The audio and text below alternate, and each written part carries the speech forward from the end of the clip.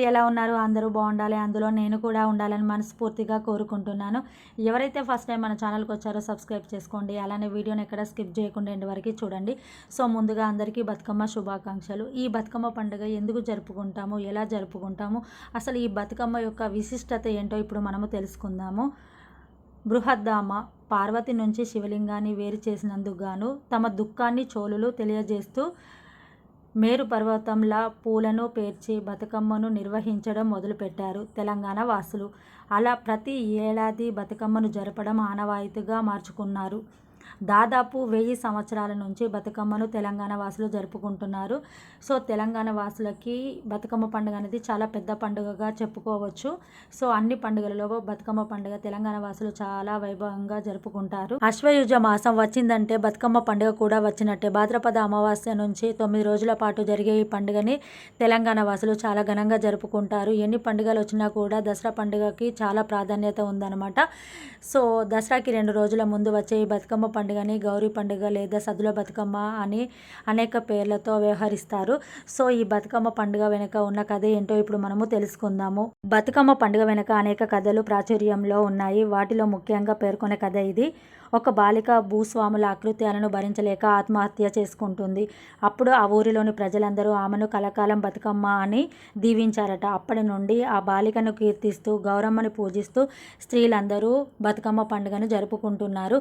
అదేవిధంగా స్త్రీల యొక్క సౌభాగ్యం బాగుండాలని, పిల్లలు బాగుండాలనేసి గౌరీమాతను పూజిస్తూ ఉంటారు. అదేవిధంగా మరొక కథ కూడా ప్రచారంలో ఉంది. దక్షిణ భారతదేశాన్ని పాలించే చక్రవర్తికి సంతానం లేకపోవడంతో లక్ష్మీదేవిని పూజిస్తూ ఉంటారు. ఇలా పూజిస్తూ ఉండగా తనకు ఒక కుమార్తె జన్మిస్తుంది. ఆ కుమార్తెకి లక్ష్మి అని నామకరణం చేస్తారు.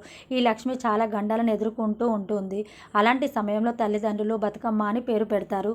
అలా బతుకమ్మ అని పేరు పెట్టడం వలన అప్పటి నుండి యువతులు మంచి భర్తను ప్రసాదించాలని కోరుతూ బతుకమ్మను ఆనవాయితీగా జరుపుకుంటూ ఉంటారు. అదేవిధంగా బతుకమ్మ పండుగకు ఒక వారం ముందు నుండే ఇళ్లలో హడావిడి మొదలవుతుంది. బతుకమ్మ పండుగ కోసం ఎదురు చూస్తున్న తెలంగాణ ఆడపడుచులు పండుగకు వారం రోజుల ముందే పుట్టింటికి చేరుకొని ఆనందోత్సాహాలతో పండుగ సన్నాహాలు చేసుకుంటారు.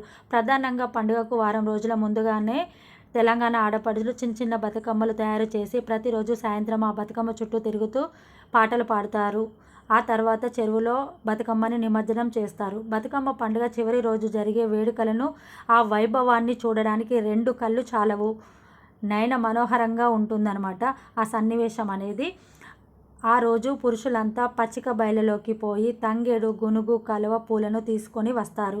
ఆ తర్వాత ఇంట్లో వాళ్ళు గునుగు, తంగేడు, కలువ పూలు మరికొన్ని పూలతో బతుకమ్మని పేరుస్తారు. ఇలా రకరకాల పూలను తీసుకొని ఇప్పుడు బతుకమ్మను ఎలా తయారు చేస్తారో తెలుసుకుందాము. ఒక రాగి పళ్ళెం తీసుకొని అందులో వలయాకారంలో బతుకమ్మని పేరుస్తూ ఉంటారు. ఒక రంగు తర్వాత మరొక రంగుని వరుస క్రమంలో పెడుతూ బతుకమ్మని పేరుస్తూ ఉంటారు. అదేవిధంగా గునుగు పువ్వుని తీసుకొని కట్టలు కట్టి పేరుస్తూ ఉంటారు. ఇలా బతుకమ్మని అందంగా ఆకర్షణీయంగా పేర్చడం పూర్తయ్యాక పసుపు గౌరమ్మను చేసి బతుకమ్మ పైన పెడతారు. అదేవిధంగా దీపాలతో అలంకరణ చేస్తారు. ఈ అలంకరణ పూర్తి అయ్యాక పూజ గదిలో పెట్టి పూజిస్తారు. ఆ తర్వాత ఆడపడుచులందరూ కొత్త బట్టలు ధరిస్తారు. అదేవిధంగా ఆభరణాలు ధరిస్తారు. అందంగా అలంకరించుకుంటారు. ఆడపడుచులందరూ చాలా అందంగా ముస్తాబవుతారు. ఆ తర్వాత అందరూ ఒకే చోట చేరి బతుకమ్మ పాటలకి అనుగుణంగా చప్పట్లు కొడుతూ బతుకమ్మ ఆటలు ఆడుతూ బతుకమ్మ ఆడుతూ ఉంటారు. అదేవిధంగా తెలంగాణ ఆడపడుచులు తమని తాము మర్చిపోయి చాలా సంతోషంగా బతుకమ్మ ఆడుకుంటూ ఉంటారు. ఒకరు పాట పాడుతుంటే మిగతా వాళ్ళందరూ కోరస్ పాడుతూ ఉంటారు. అదేవిధంగా ఆ పాటకి అనుగుణంగా చప్పట్లు కొడుతూ బతుకమ్మ ఆడుతూ ఉంటారు. ఇలా రోజంతా తెలంగాణ ఆడపడుచులు చాలా సంతోషంగా సెలబ్రేట్ చేసుకుంటారు. అదేవిధంగా తెలంగాణ ఆడపడుచులకి చాలా ఇష్టమైన పండుగ, అదేవిధంగా చాలా పెద్ద పండుగ అనమాట. ఈ బతుకమ్మ పండుగ అనేది చాలా అంటే చాలా పెద్ద పండుగ అనమాట. ఇలా బతుకమ్మ ఆడడం పూర్తయిన తర్వాత బతుకమ్మలన్నింటినీ తీసుకువెళ్ళి పారే నదిలో నిమజ్జనం చేస్తారు. ఇలా నిమజ్జనం చేసిన తర్వాత తీసుకువెళ్ళిన గౌరమ్మని అందరికీ పసుపు బొట్టుగా ఇస్తారు. ఇలా ఎంగిల్ పూల్ బతుకమ్మ అనేది కంప్లీట్ అవుతుందన్నమాట. ఇలా ఎంగిల్ పూల్ బతుకమ్మ అనే పేరు ఎందుకు వచ్చిందంటే, ఎంగిల్ పూల్ బతుకమ్మ అనేది అమావాస్య రోజు జరుపుకుంటాం కాబట్టి ఈ అమావాస్యని పెత్ర అమావాస్య అంటారు. ఈ పెత్ర అమావాస్య రోజు పెద్దలకి ఇష్టమైన పిండి వంటలు, మాంసాహారం చేసి వాళ్ళ ఆత్మ శాంతించాలనేసి వాళ్ళకి ఇష్టమైన అనేవన్నీ చేసి పెడతారు. ఇలా చేసినవన్నీ తిని బతుకమ్మ అనేది పేరుస్తారు. ఎంగిలి పడ్డాక బతుకమ్మ పేరుస్తారు కాబట్టి ఈ బతుకమ్మని ఎంగిలి పూలు బతుకమ్మ అంటారనమాట. ఇలా ఎంగిలి పూలు బతుకమ్మ అనే పేరు వచ్చిందనమాట. ఇలా మేమైతే ఎంగిలి పూలు బతుకమ్మని చాలా అంటే చాలా బాగా సెలబ్రేట్ చేసుకున్నాము. అందరూ చాలా బాగా బతుకమ్మ ఆడారు. అదేవిధంగా దాండియా కూడా వేసాము. మేమైతే మా కాలనీ వాళ్ళందరం ఒకే దగ్గర గ్యాదర్ అయ్యి చాలా అంటే చాలా బాగా సెలబ్రేట్ చేసుకుంటాము. సో మా వీడియో ఎలా ఉందనేది కామెంట్ చేయండి. అదేవిధంగా మీరు ఎలా సెలబ్రేట్ చేసుకున్నారనేది కూడా నాకు కామెంట్ చేయండి. అదేవిధంగా ఈ వీడియో కనుక నచ్చినట్లయితే మీ ఫ్రెండ్స్కి రిలేటివ్స్కి షేర్ చేయండి. అదేవిధంగా లైక్ చేయండి, షేర్ చేయండి, కామెంట్ చేయండి. Thanks for watching.